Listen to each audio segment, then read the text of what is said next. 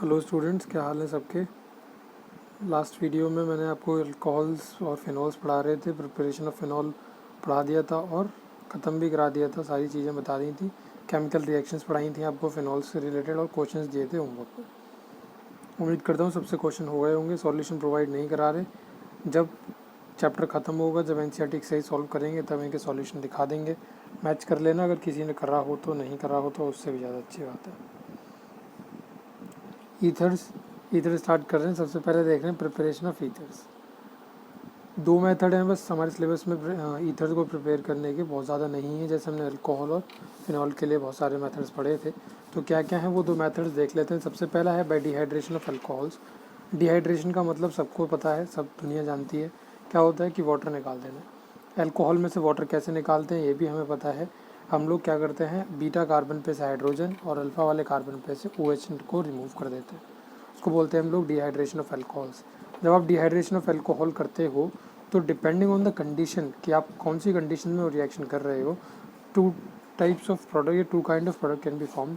एक तो एल्कीन बन जाता है और दूसरा ईथर बन जाता है। ठीक है, कंडीशंस क्या क्या हैं, यानी कि कोई भी एसिड की प्रेजेंस में, एसिड जनरली हम लोग पॉलीप्रोटिक एसिड यानी कि H2SO4 वगैरह लेते हैं, इस तरीके का कोई भी एसिड ले रहे हैं हम, और अगर 443 केल्विन पे आप रिएक्शन करा रहे हो तो आपके पास में जो प्रोडक्ट बनेगा वो क्या बनेगा, आपके पास में एल्कीन बन जाएगा। क्या बन जाएगा, एल्कीन बन जाएगा। लेकिन अगर आप यही रिएक्शन 413 केल्विन पे कराते हो तो रिएक्शन में प्रोडक्ट जो बनेगा वो क्या बन जाएगा, ईथर बन जाएगा।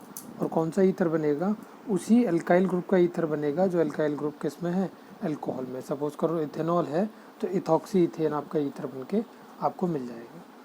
तो हम तो ईथर की प्रिपरेशन देख रहे हैं, ये तो हम पीछे पढ़ के आ चुके हैं कि किस तरीके से अल्कोहल से क्या करना है, एल्कीन बनाना है। अब यहाँ पे अल्कोहल से हम लोग ईथर बनाने की प्रिपरेशन देख रहे हैं। तो सिर्फ हमें क्या ध्यान रखना है, ये वाली रिएक्शन कि अल्कोहल को 413 केल्विन पे अगर H2SO के साथ H2SO4 सल्फ्यूरिक एसिड के साथ में रिएक्ट करा दें या H3PO4 के साथ में रिएक्ट करा दें तो ईथर बन जाता है। ठीक है, कैसे बनता है उसका मैकेनिज्म नीचे देखते हैं। ये जो रिएक्शन हो रही है ये किस तरीके की रिएक्शन है, एक न्यूक्लियोफिलिक सब्स्टिट्यूशन रिएक्शन है of the type SN2। SN2 mechanism ये फॉलो करती है।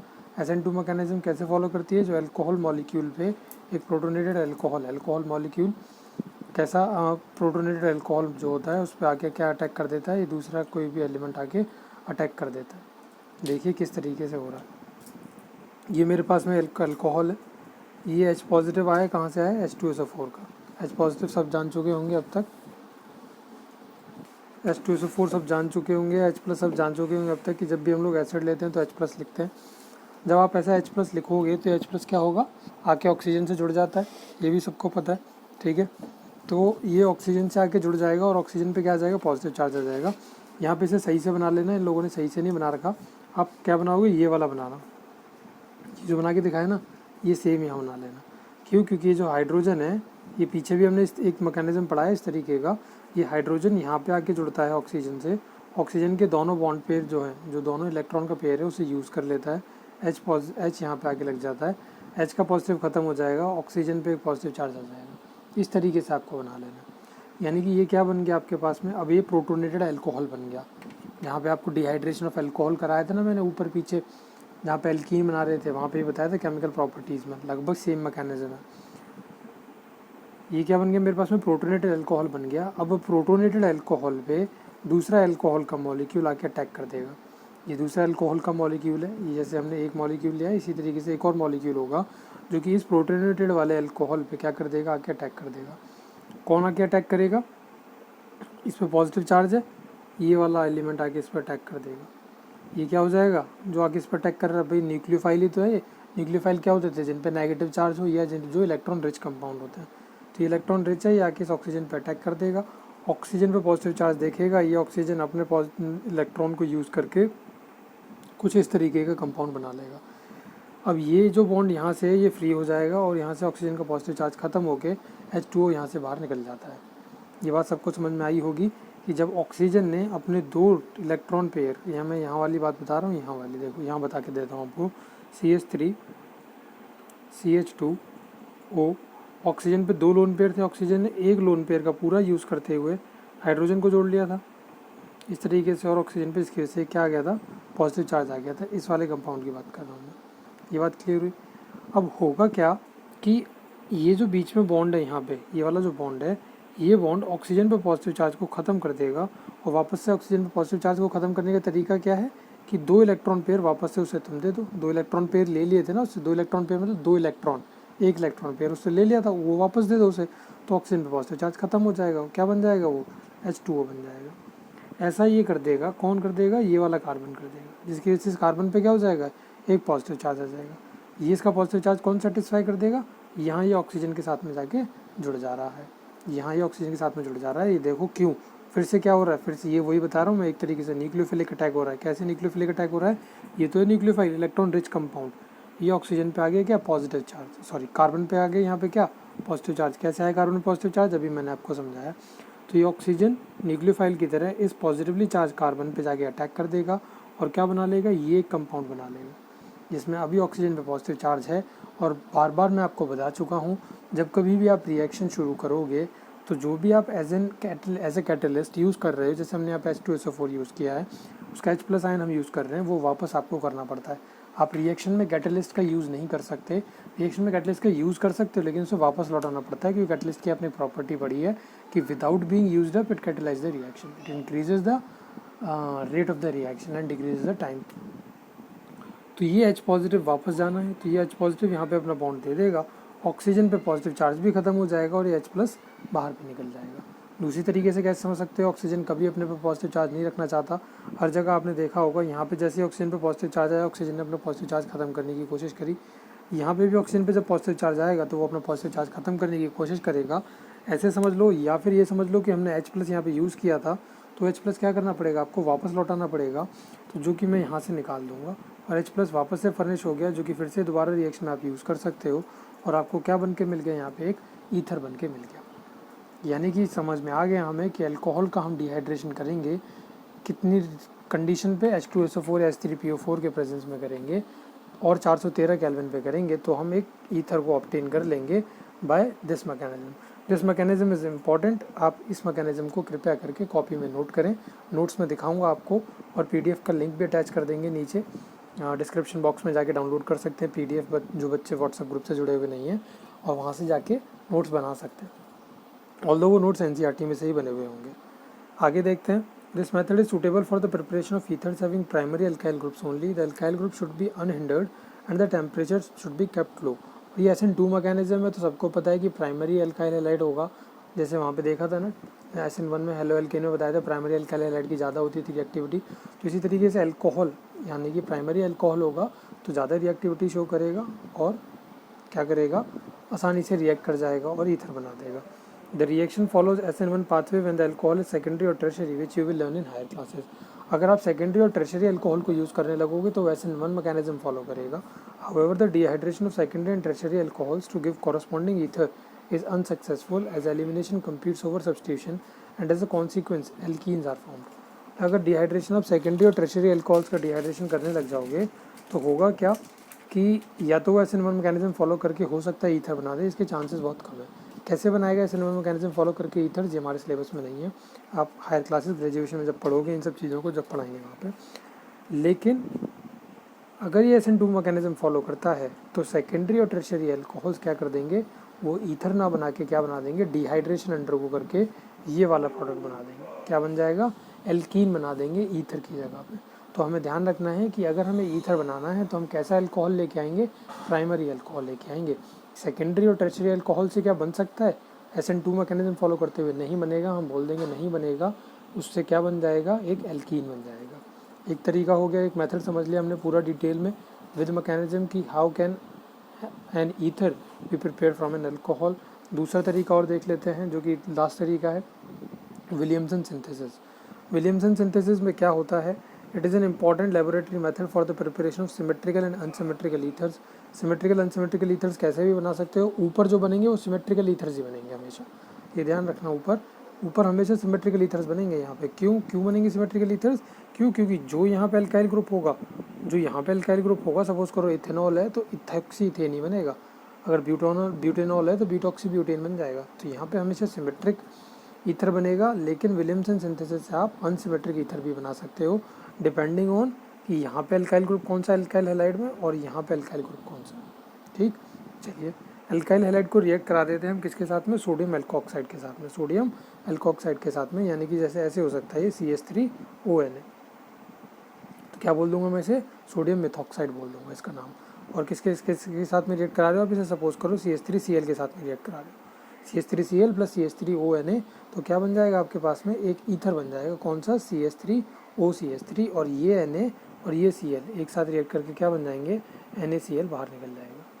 समझ गए बात को, NaCl बाहर निकल जाएगा, CH3OCH3 यानी कि मिथॉक्सी मिथेन मेरे पास में ईथर बन जाएगा। तो कैसा ईथर बना, सिमेट्रिकल ईथर बना। सिमेट्रिकल ईथर क्यों बना, क्योंकि मेरे पास में जो यहाँ पे और यहाँ पे अल्काइल ग्रुप थे वो सेम थे। अगर मैं यहाँ पे सपोज करो क्या ले लूँ, क्लोरोइथेन ले लूँ, C2H5Cl ले लूँ, तो क्या बन जाएगा, C2H5COCH3 बन जाएगा, C2H5COCH3 बन जाएगा। ये ध्यान रखना है आपको हमेशा कि पहले जो आप लिखोगे ROR- में, आप चाहे वैसे R-OR लिख लो, कोई फ़र्क पड़ता नहीं है, आप ROR- लिखोगे, यानी कि अल्काइल ग्रुप, यानी कि अल्काइल हैलाइड जो था उसका अल्काइल ग्रुप आप पहले लिखोगे, फिर आप ऑक्सीजन लिखोगे, और फिर आप एल्कोक्साइड पे जो भी अल्काइल ग्रुप अटैच है वो लिखोगे। बात समझ में आई होगी सबके। नीचे एग्जांपल्स भी हैं, वहाँ से भी दिखाएंगे। Ethers containing substitute alkyl group secondary और टर्शियरी में ऑल्सो भी प्रिपेयर्ड बाय दिस मेथड। यहाँ से आप सेकेंडरी और टर्शियरी वाले भी बना सकते हो। The reaction involves SN2 attack of an alkoxide ion on primary alkyl halide. Same कहानी यहाँ पे भी है, ये भी SN2 मैकेनिज्म को ही फॉलो करती है। SN2 मैकेनिज्म को फॉलो करती है, तो टर्शियरी वाला अगर होगा तो बनाना मुश्किल हो जाएगा, प्राइमरी होगा तो उसकी रिएक्टिविटी ज़्यादा होगी टूवर्ड्स SN2 रिएक्शन, सबको पता ही है। तो यहाँ पे हमने क्या लिया है, ये देखिए टर्शियरी ले लिया और ये प्राइमरी अल्काइल हैलाइड ले लिया। ये टर्शियरी ले लिया मैंने, क्या, एल्कोक्साइड, सोडियम एल्कोक्साइड टर्शियरी है, तो यहाँ पे ये बन गया ईथर, बन जाएगा ईथर, लेकिन उतनी जल्दी नहीं बनेगा जितनी जल्दी प्राइमरी में बन जाएगा। देखिए यहाँ पे लिखा भी है, बेटर रिजल्ट जब भी आप ऑब्टेन कर सकते हो the alkyl halide is primary.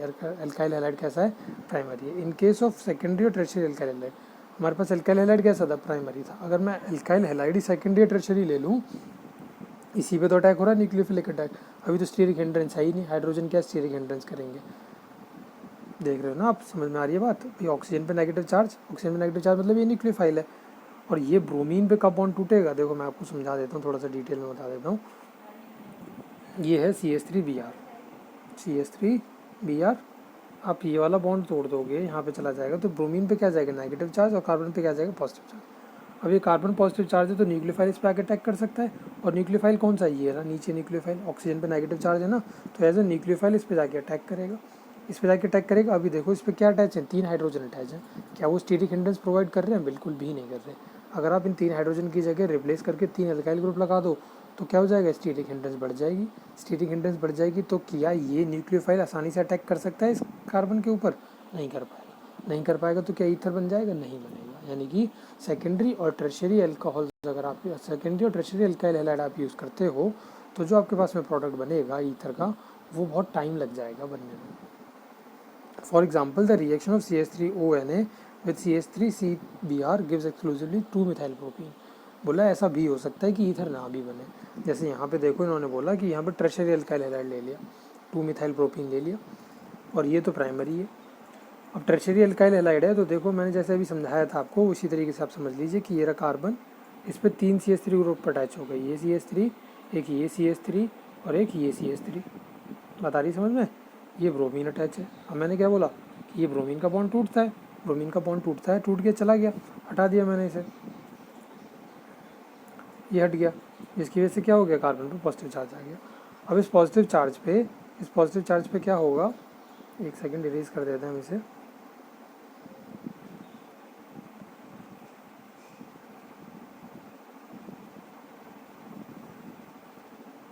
अब इस पॉजिटिव चार्ज पे क्या होगा, ये जो मेरा न्यूक्लियोफाइल है, कौन सा, ये वाला न्यूक्लियोफाइल, ये आके अटैक करेगा पॉजिटिव चार्ज कार्बन एटम पे।